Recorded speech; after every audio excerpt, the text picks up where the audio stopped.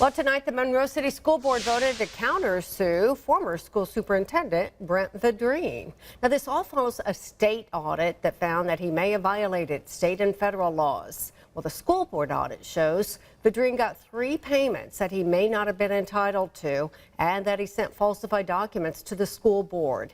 Well, in his suit, Vidrine claims that the dispute began when the school board breached employment contracts involving purchases of 4 years of credible service through the Teachers Retirement System of Louisiana.